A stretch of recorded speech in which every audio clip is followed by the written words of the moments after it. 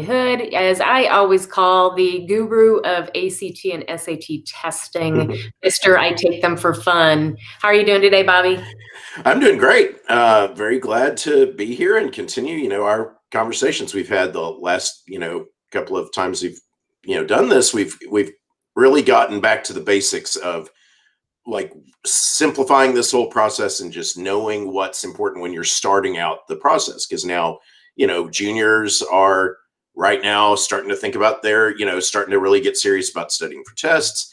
And then after, the summer after junior year, everybody's going to be doing their college, selection and college planning. Although, I always tell people that you ought to start thinking about that process a little bit earlier, like if possible, summer after sophomore year, before junior year, maybe you should go visit some colleges or something, right?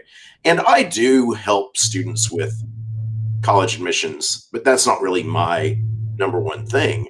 But, you mentioned to me this idea with what you do about how a lot of parents like do the college planning process sort of backwards, right? I think they maybe the first thing they think about is SAT or ACT scores.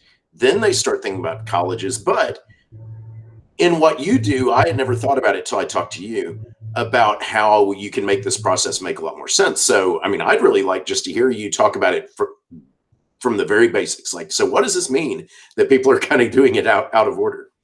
Absolutely. And just welcome to Texas. I've got crews, I think, outside working on lawns. So oh, yeah, you're going to hear that every once in a while. But sure.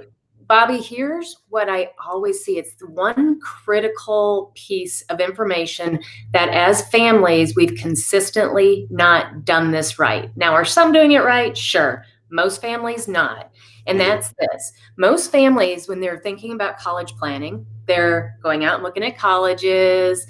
They're thinking about testing. They're thinking about writing my major, college applications. But the biggest step that I think they miss is they don't think about, what do I want to do for a career? What's my end goal for going to college? So it's really starting with the end in mind. Right. Okay. Yeah. So that makes complete sense. When I was in college, I started out as an English major. Well, actually, I started out as a physics major for one semester. I hated that. I switched to English, and then I sort of ended up switching to business. And then kind of at the end, I was an accounting major. And then I was like, okay, so what kind of job do you get? Oh, you get a job as a CPA. I didn't even know what that was. And I didn't talk to anyone who did it. And then I went and did it for 2 years. And I said, I absolutely hate this. And so I spent 2 years of my life working a job I hated. Then I went to law school, didn't enjoy being an attorney. So I ended up doing, multiple, 2 degrees and spending 12 years in careers I didn't like at all until I finally figured out that I could have been a tutor. And I think there could have been a way for me to figure out that education is the career I should have been in the whole time, right? Well, Bobby, I'll tell you, the one thing that you did right is you figured it out fast and you made the course correction. Because how many people do you hear hit 45 years old, they raise their hand, they're like, I hate my job and I don't know why I'm doing this anymore, right? Yeah, absolutely. So at least you pulled the plug early. Now, well, and thank God for small favors, right? What I'm looking at is, why not have that conversation before we go to college? And here's a couple things that it helps families with. It helps them with, and will you type this in the chat so that people can see what we're talking about? Because I think it'll help. I don't have the ability to type into the chat, I think. Okay. No worries. I don't have a window there. Okay. But for families out there and people listening, definitely, if you've got questions about this process, please ask us any questions that you have. We'd love to answer them, whether we are talking live or if it's after the fact. Bobby and I love to answer questions from anybody that has questions about college planning. So having this conversation before you go to college. Bobby, why are we going to college? I mean, there are a lot of funny answers to that question, right? I mean, to learn to make friends that will last a lifetime, to make connections that will be your connections to last a lifetime. But, I don't know, to meet a life partner. I don't know. But in theory, it's to get an education that will help you succeed in a career, right? And Right. pay for your college education. Right. And I love all the other answers too. And Sure. here's the beauty of this. If you do this right and you think about why are you going in the first place as far as getting the education for your college career or for your career after college, then Bobby, these students can go into college and just do everything that college is meant for them to do, to build Right. those relationships, to enjoy it, to learn how to adult, right? Oh my gosh, yeah. And then they won't be scrambling, changing their major, changing colleges because their college doesn't offer the major they want. And then derailing all that, right? If you have to switch colleges or spend an extra year or all that, none of that is what anyone wants, right? Right. And so many of our students are doing that. They're scrambling. And by the way, with that comes a lot of anxiety because Oh, they're looking around, they think everybody else has it going on and knows what they're mhm. doing. Guess what? That's not necessarily true, as we know, right? Yeah. So I will tell you now what happens when anytime that I bring this up in a group of parents, that let's help your child figure out a career path before they go to college. I Mhm. get the one guy that goes, come on, Kristen, I'm 45 and I don't know what I want to do. How can a Yeah. 17, 18-year-old know what they want to do? And my answer is this. I'm not asking them to pick a career. I'm Right. not saying that they're going to say, I'm a corporate banker dealing with people that want to open a franchise. Right. I'm not doing that. What they're doing is saying, you know what? I really love dealing with money. I'm good with numbers and I enjoy being Mhm. around people. I really like all those things. So let's get into something that has to do with finance. Kristen, I kind of think that I might want to buy properties. They Mhm. have these ideas. What we Right. do is we formulate what we call a career path. And we Sure. all have to start somewhere, right? We've got Right. to start somewhere. And if we're starting with what are you already interested in, Mhm. then Oh, for instead sure. of doing these pendulum swings of changing majors every semester, now we're just making adjustments, course corrections. Absolutely. And, and I think this is one of the big mistakes that people make. It's definitely the mistake I made, which is a good starting place is what are your interests and strengths? What do you like? Because when I was a kid, I would program write computer games and computer programs for fun. And to me, that was just something fun I did. And Yeah, it literally never occurred to me that I ought to major in that in college. I And I don't know, know I why I didn't, know. Right? And you think you about know? it, if you can do something you love to do every day, wow, what a Yeah, great life. right. And that might have transitioned to some other things, right? It might have been, Absolutely. even it could have even been building them yourself. And then maybe it was moving into a corporate job. Maybe then it was owning a company. Maybe then it was something else. So now For all of a sure. sudden, this career path, this journey you're on Mhm. makes sense because you're building the blocks. Absolutely. And then you see how later, like I incorporated that back into my business. I wrote an iOS and Android app for students to proctor their own tests with my voice in it, and then of course, I designed my own web pages and all that stuff. And so, I mean, I'm still using, computer skills, but it's just funny because I had this wrong impression in my head that's like things that I like aren't the same things as what you do in business when they can be, right? Mhm. And it's not just, and I think to be more precise, probably the reason you like something is because your strengths relate to that, right? Like you probably don't like doing things that you're terrible at, right? And so Right. it ties together is this is part of it is knowing what you are actually good at. And I think a lot of people don't know, at least in how to describe with any specifics, Yeah, what and they're you hit the nail on the head. A lot of people say, "Yeah, I know what I'm good at." But when I right. ask them to tell me Mhm. what you're good at, they stumble all over the place, and I get it, that Yeah. that question in an interview, "What are you good at? What's your strength?" And everybody's like, "Oh gosh, what do I Right. say?" People Yeah. are trained to not talk positively about themselves Mhm. or think positively about themselves, and it is definitely a skill to learn, like in interviewing. Like, when I talk to tutoring parents, like it's taken me years to get to this point, but people say, your students get really big improvements, and I say, and they say, why is that? And I say, well, I'm really good at this. Like I am objectively good at doing this. I don't exactly know exactly why, right? But it's a lot of factors. But that's it. It's hard. It's hard to learn to say I am actually good at a thing. Well, it is, but Bobby, as you know, I'm a Gallup certified strengths coach, so I Mhm. help people, and in this instance, students, learn about their strengths. And the Sure. beauty of this product is it does give you those words. And Yeah. and so for people that don't know what Clifton Strengths is, it's a assessment that you take that helps you identify and your top strengths. And the whole Mhm. theory behind it is when you're doing something that you're good at, which you already said, Bobby, that you get excited. It energizes you, Mhm. makes you happy. It's that day Yeah. that you look down at 2 and you go, oh my gosh, I haven't even eaten lunch yet. You're probably working Mhm. on strengths when that happens. And gosh, when I sit down with my students and do Mhm. their strengths, which Bobby, you and I've done your strengths on one of our Facebook lives, but Yeah.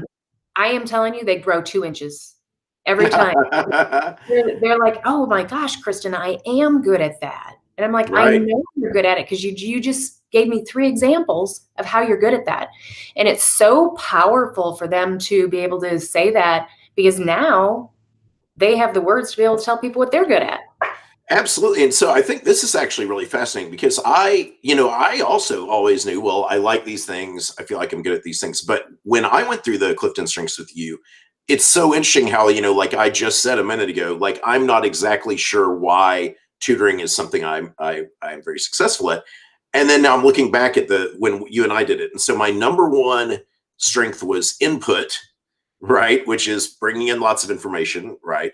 And my number two strength was learner, which is, yeah, I'm constantly reading and learning things, right?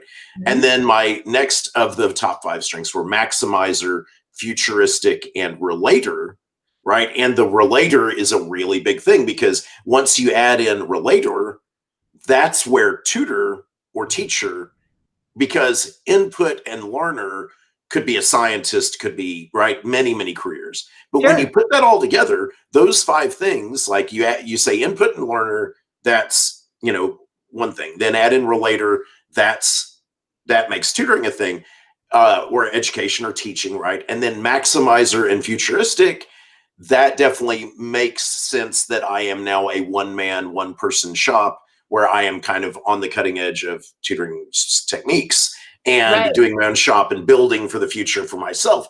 That's the maximizer thing, right? And so it's really fascinating how just once you know that, you're like, oh, well, that is why this career makes so much sense for you, Well, it right? does, but think about the journey you went on, Bobby. So Mm-hmm. you tried out all these other things.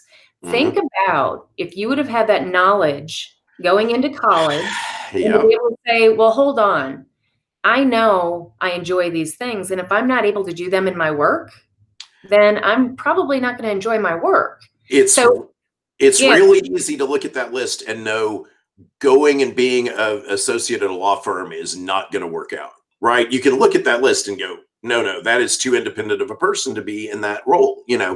yeah. And I'll tell you, a lot of people ask me, they're like, ooh, can I take Clifton Strengths? And it's going to tell me what job I should have. No. No, you have to think about it and put it together. It's like a little puzzle, but it gives you the information to start thinking about it the right way, right? Right. So we talked earlier. Think about what you're interested in.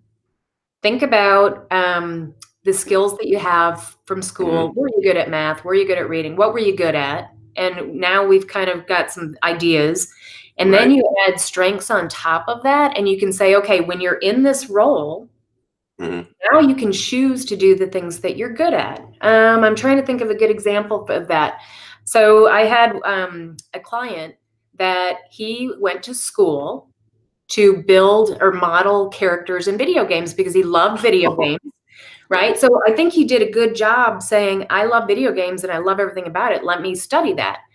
The challenge that he had is he's like, Kristen, I can't get a portfolio together, so I can't get a job. I was like, well, Hmm. hold on. They do that with you in school. Could you not put a portfolio together? What we found out with his strengths is that he's really high in deliberative, which means he can find the risk or the challenge or the problem in everything. And Wow. then Yeah. he's also, or what could go wrong, he's also Hmm. really high in, oh, come on, give me a second. It's right at Sure. the top of my head. Restorative. And with Uh-huh. narrative, people enjoy finding problems because they enjoy the opportunity to fix them. They love that activity. So Okay. here's what happened. Here's what we figured out. He couldn't put a portfolio together because he figured out every time he did it, he had to make it better and better and better, right? It had to be Perfectionist perfect. tendencies. Yeah. So what we did is we talked about him getting a position in a gaming company where he could do quality assurance testing, where he can go in Right. and find all the problems, the risks, the challenges of other people's work. And by the way, because he knew modeling, he could go in and do some fixing, some minor fixing of their work. Mm-hmm. I mean, he's still got to do what he loved, but in a very different way that's going to make him happy. Oh, that's so fascinating. And so that, right, I think, illustrates a point of what we were talking about, which is it's not what career should I be in, right? Because like video games, there are 300 or 500 separate careers inside video games, and almost every mix of strength could be represented by all of the different roles, right? Oh, And so absolutely. Yeah. so it's more what kind of role would you like to have? And then yeah, mix in, are you good at math? Are you good at, what are the things that you were good at in school? And then that can mix together. But that's the thing, is like, my friend who works in video games, and he said so many people came into school, just their only reason for going to school was, I like video games, but they didn't know which thing they wanted to do in it, right? And that's it. Right. And so that's what, like last year I had some students who took your course. Some of my tutoring students, took your course, and I got some amazing reports back that they felt like, as much as they got great value from tutoring with me, they got a score that they were happy with on their SAT and ACT or whatever. But I think they were much more enthusiastic about having figured out things about their strengths and what major they might want to be in from working with you. I think it is an equivalently important or even more important part of the process. And so, yeah, I've just been so excited about it. And I've got, I am encouraging my students right now to sign up for your next round of courses, because kind of the spring is a good time to do this, right?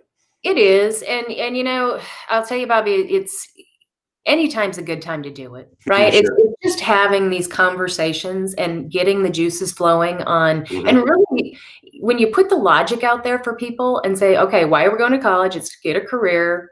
Let's Mm-hmm. talk about career before we go to college so that you can do something you love. And by the way, they probably were even more enthusiastic to take the SAT and ACT tutoring from you, because they're like, I know why I'm going now.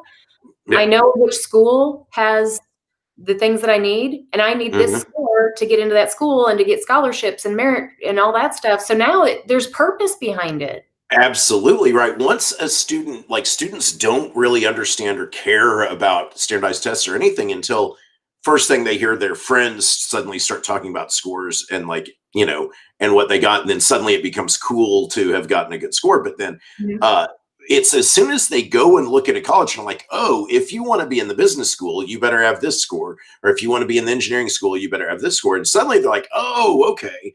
And that's part of the thing too, is, I mean, the in business, people always talk about return on investment or whatever, right?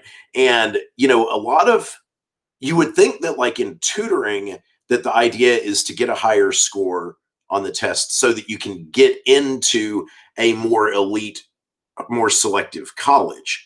But that's not why most people do tutoring. At least with me, they're doing tutoring so they can get their score up so that they can get a better merit aid package or a better cost for the college that's the right college for their student, right? You don't want to get into a college that you have no business being in, right? That you're not going to be competitive at. But you do want, I have so many parents who are like, okay, we have a 27 on the ACT, and Arkansas or University of Oklahoma has said if you get a 29, you get in-state tuition. Well, that's what? $50,000 a year or some crazy amount of saved money, right? Yeah, it's a big insane. deal. And I'll tell you what, that's why too, I always talk about this whole idea of college planning, to me, is a little bit more a business decision versus an emotional decision. Right. It's really easy for it to be emotional, but that's the thing. And that's the thing with you. If you don't know your major, you could very easily have to spend another semester or another year or change colleges. And in today's environment, I mean, that can be It's real money. Can be a six-figure Yeah. dollar amount. I mean, it's crazy, right? Yeah. And Bobby, the statistic is that on average, it's taking our kids 5 years to get through Mhm. school. Many of them, it's taking 6. You add Oh my 2 years. Yeah, you add 2 years of college education costs. And at the lowest, at the minimum, gosh. Mhm. you're talking probably, well, I won't say minimum, but right in that Mhm. $25,000 a year Oh yeah, because you, with room and board and travel and yeah, everything else. yeah. So Excuse you're me. talking Absolutely. 50 grand if you want to go and take the let's figure it out as we go approach. So, I mean, it really makes sense to start having these discussions. And absolutely, families can do this in the home, Yeah, to start. and I think that's part of what is probably surprising to some people who are listening is that when I went to college, it really wasn't as important then, right? If you needed to spend an extra semester at University of Texas back then, I mean, it was not that much money, right? Now it is a huge deal, and so you just have to. You can't treat it the way we all did back when we were there, where you just kind of floundered around and found something, Oh, Uh, sure. of Yeah. course, even back then, the people who knew what they wanted to do from the beginning, I think a lot of them ended up being a lot more successful, For straight sure. out. Yeah, So, and I agree with you. I think the biggest difference now is this money issue that's going mhm, on. You're right. Back then, if you spend an extra year, you're kind of like, "Ooh, oh well." You know, right. I've put myself through college waiting tables. Mhm. You can't do that today. You really No, just you really can't. not and these really put your full effort into school. Mhm, But yeah, I would say for families, understand that you can start having these conversations at home. And Bobby, I'll let me give you a couple key phrases. yeah. Okay, so the first one is this: if your child comes to you and says, Mom, I really think, well, for you, it'd be dad. Mom, I really think that I want to be a park ranger. Mhm, Okay. You do one of those. You sit mhm, back for a second and you go, that's really interesting. Tell me more about that. mhm, Okay.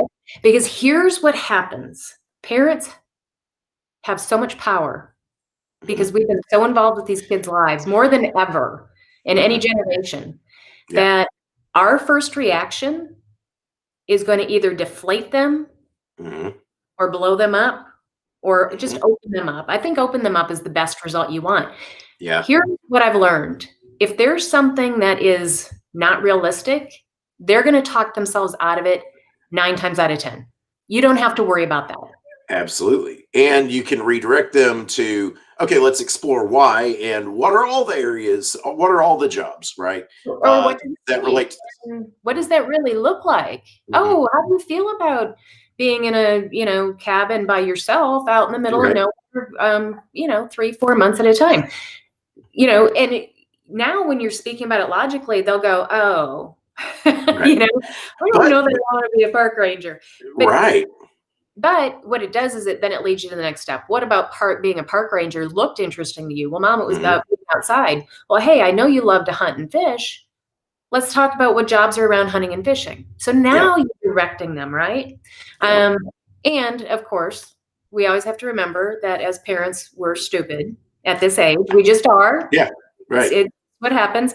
Um, if you're in that stupid stage, which by the way, I still am. I've got a 23 and a 20-year-old, so I'm moving out of stupidity, but I'm still there.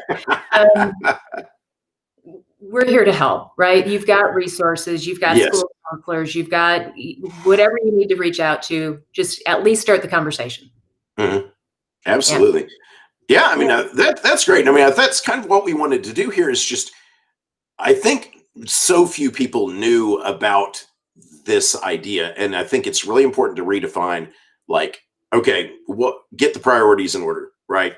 And that's kind of how I start with people is like, okay, you start with here's your goal. Okay, now let's Mhm. step backward to step by step by step. Okay, so we ought to start now doing this, right? Instead of let's just do this and see what happens in the road. And that's it. And then, yeah, like both of us, you and I, people can contact us through our websites, which are at the bottom of the screen. I'm BobbyHoodOnlineTutoring.com. You can send me a message and I'm happy to just talk to you about this, right? You don't like have to enroll with me. Just for me to answer a question. Send me a question. I'm happy to answer it. Same thing with Kristen. And I just think this is the most important thing people could start thinking about right now. So I'm really glad we were able to talk about it. Yeah, thanks, Bobby. And Now, do you have you have courses coming up soon, right? I do. The last week of January, I've got two different classes. They're the same class. I just broke them up. And the prime age for the class is juniors and seniors in high school, and also college freshmen. If your Mhm. student's coming home and saying, "Mom, I'm changing majors," Sure. I jump on it right away and Yeah. just say, "Okay, let's dig deeper into this." So yeah, and yeah, excited to have the kiddos there, and I know That's great. Yeah. So there's those courses they can see on your website, and I'm sure you are always happy to work with people one-on-one as well, right? oh, And yeah, so, yeah, absolutely. so that's great. So anytime, right? It's just always convenient when those classes are coming up. But yeah, those are both options. So, all right. Well, wonderful. Well, I really enjoyed it today. Thank you, Chris.